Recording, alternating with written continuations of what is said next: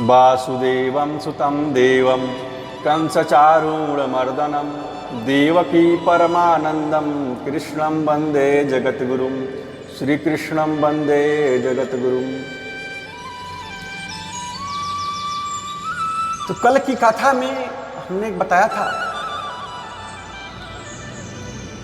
कि एकांतिक साधन काल के बारे में आज के प्रसंग जो है, तो भक्ति योग के साधनों को, भक्ति योग के साधकों को एकांत में बैठकर जाप, ध्यान, पूजा, पाठ, स्वाध्याय, स्तुति, प्रार्थना आदि उत्तम रीतियों से करना चाहिए।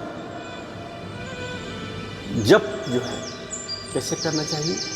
जैसे जल, पानी, नीर, अप, वाटर आदि सब जल के ही नाम हैं, इसी प्रकार ओम, हरि, राम, कृष्ण, भगवान, नारायण, वसुदेव आदि भगवान के हजारों नाम हैं। ये सभी समान हैं, किंतु जिसकी जिस नाम में रुचि, श्रद्धा, विश्वास विशेष रूप से है, उसके लिए वही नाम विशेष लाभप्रद है। जो नाम जब वाणी के द्वारा जोर से उच्चारण करके किया जाता है, उसकी अपेक्षा जो दूसरों को सुनाई न दे, ऐसे धीमे स्वरों में होठों द्वारा उच्चारण किया जाता है। उच्चारण किए जाने वाला उपांशु जप अधिक महत्व का होता है, तथा उपांशु जप की अपेक्षा मानसिक जप और भी अधिक महत्व है। श्री मनु जी कहते हैं, एक कथा पहले हम आपको बताए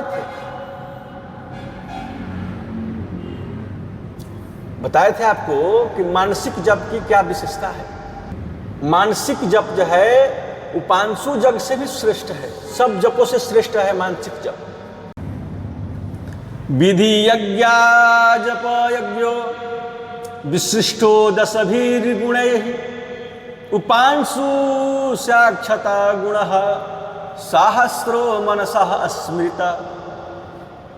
तो विधि यज्ञ से जप यज्ञ 10 गुना, और उपांशु जप से 100 गुना, और मानस जप से 1000 गुना श्रेष्ठ कहा गया है। और ध्यान, भगवान के निराकार या सकार, और सकार में भी शिव, विष्णु, राम, कृष्ण या अन्य जिस भी भगवत स्वरूप में जिसकी श्रद्धा, विश्वास और प्रीति हो, उसके लिए वही विशेष लाभप्रद है। किंतु भगवान के स्वरूप का ध्यान करने के लिए, भगवान के स्वरूप का ध्यान करने के समय भगवान के गुण, प्रभाव, तत्व, रहस्य समझकर ध्यान किया जाए तो वह विशेष लाभदायक है।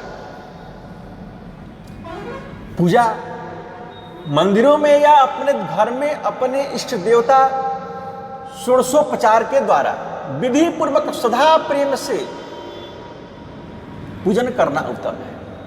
और इससे भी उत्तम है अपने हृदय रूप मंदिर में या बाह्य आकाश में अपने इष्ट देव के स्वरूप की स्थापना करके षोडशोपचार द्वारा विधि पूर्वक श्रद्धा प्रेम से मानसिक सामग्रियों से मानसिक पूजा करना।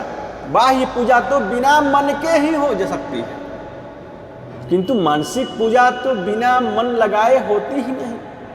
इसलिए बाहरी सामग्री से पूजा करने की अपेक्षा मन से पूजा करना भी श्रेष्ठ है। और भगवान को प्राणी मात्र के उत्पादन और रक्षक तथा प्राणी मात्र के व्यापक समझकर भगवान से सबकी सेवा, आदर, सत्कार करना उत्तम है। यह भगवत पूजा व्यापक होने के कारण पूर्वोक्त पूजा की अपेक्षा भी श्रेष्ठ है। इस पूजा का स्वरूप भगवान ने गीता में बताया है, यता प्रवृत्तिर्भूतानां येन सर्वमिदं ततं स्वकर्मणा तमभ्यर्च्य सिद्धिं विन्दति मानवः।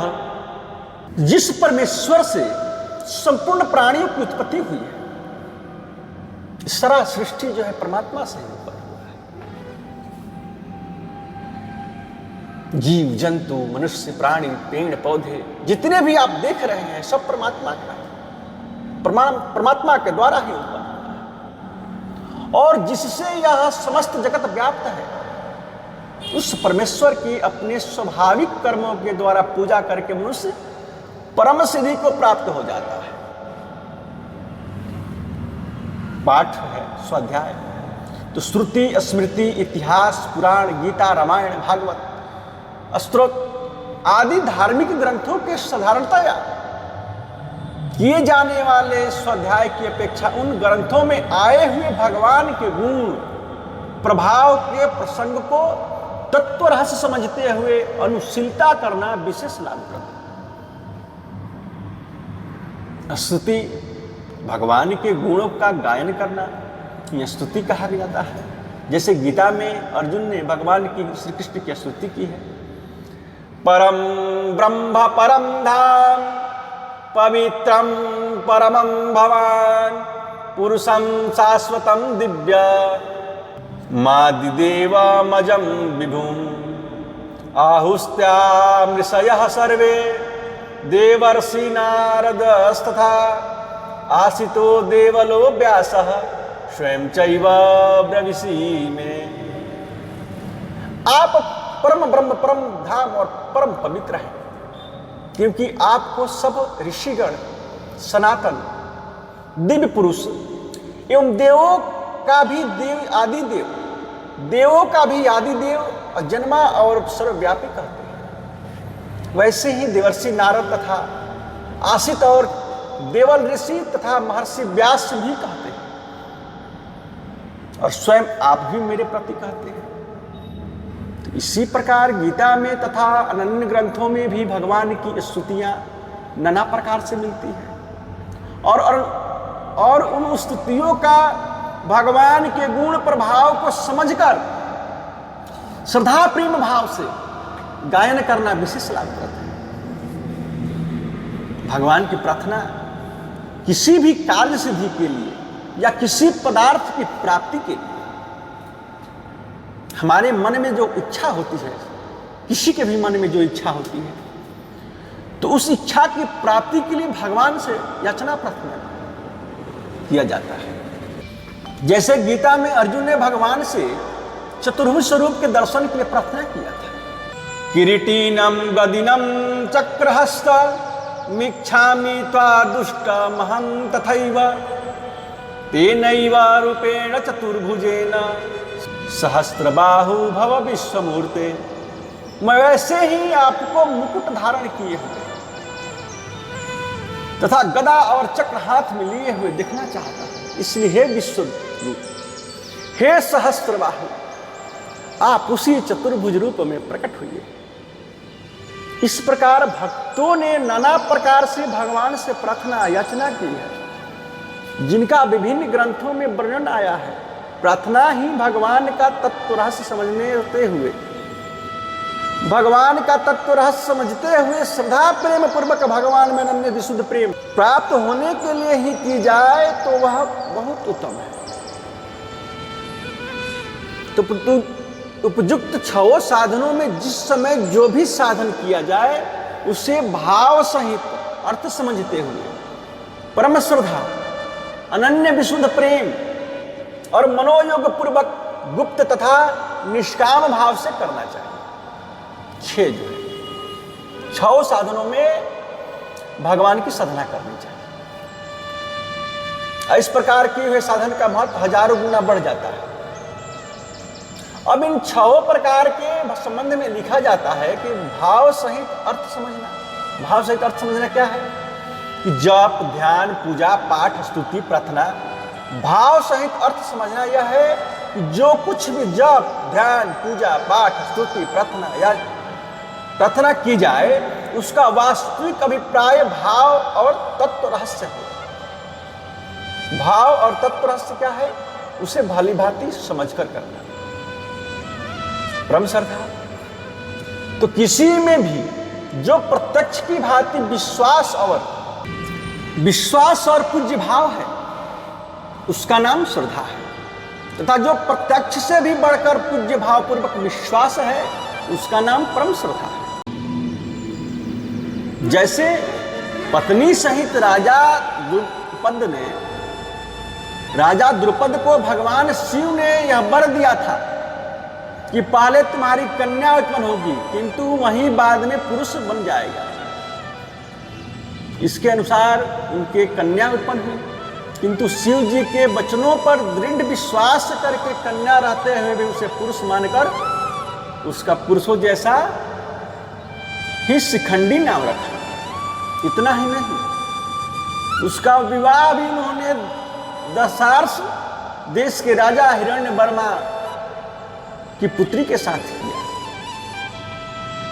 तो शिव जी के वरदान के अनुसार बाद में शिखंडी समय पर पुरुष तत्व को प्राप्त हो गया, और इसका नाम प्रत्यक्ष में बढ़कर विश्वास यानी परम श्रद्धा है।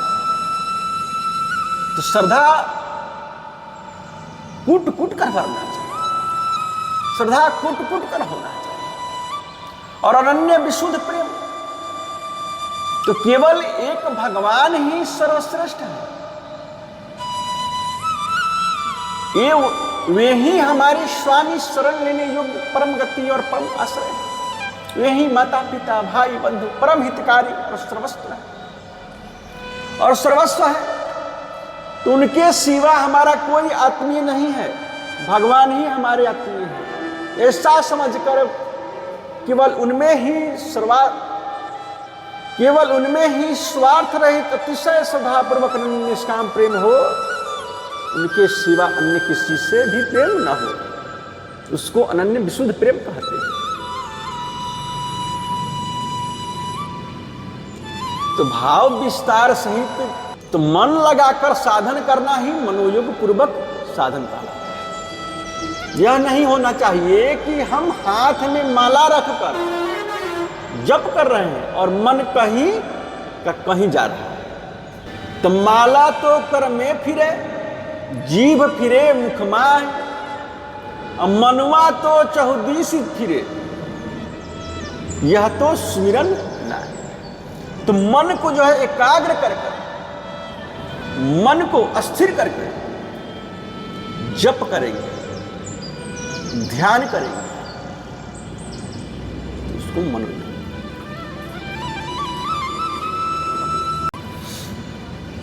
इसी प्रकार गीता रामायण आदि का पाठ करते समय मन कहीं जा रहा है और वाणी से पाठ हो रहा है, तो यह पता ही नहीं है कि ये पता ही नहीं है कि कहाँ किस स्थान का पाठ चल रहा है, तो वह मनोयोग पूर्वक साधन नहीं है।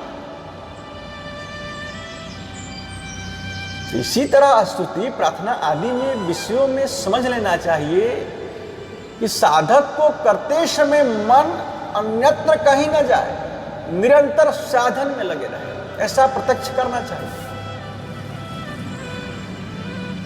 तो गुप्त भाव, तो साधक के द्वारा भगवान कृपा से कोई विशेष अनुभव युक्त घटना हो जाए तो उसको, इस साधक को भी गुप्त रखना चाहिए, किसी से भी न कहना चाहिए, क्योंकि मान बड़ाई प्रतिष्ठा की आकांक्षा से होने पर अभिमान बढ़ता है और विशेष अनुभव होना बंद हो जाता है। जैसे कपूर भरी डिबिया का मुख खोल देने पर उसमें से कपूर सनह सनह क्षीण हो जाता है,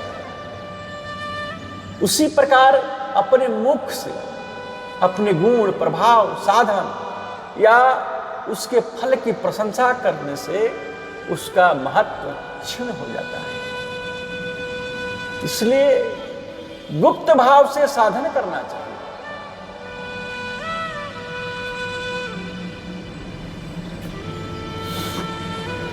निष्काम भाव, तो ईश्वर, महात्मा, देवता, मनुष्य या अन्य किसी भी प्राणी से, जड़ पदार्थ से भी, स्त्री पुत्र धन मकान आरोग्य कष्ट निवृत्ति मान बड़ाई प्रतिष्ठा आदि, इस लोक के और स्वर्ग आदि परलोक के किसी भी पदार्थ के लिए किंचिन मात्र की भी कामना याचना अभिलाषा इच्छा कभी न करना निष्काम। किंतु भगवान के प्रति परम श्रद्धा और परम प्रेम की प्राप्ति के लिए जप ध्यान आदि का निरंतर होने के लिए, भगवत प्राप्ति के लिए और भगवान के साथ नित्य संयोग के अनुसार, नित्य संयोग के अनुभव के लिए भगवान से जो कामना है वह निष्काम के ही तुल्य है।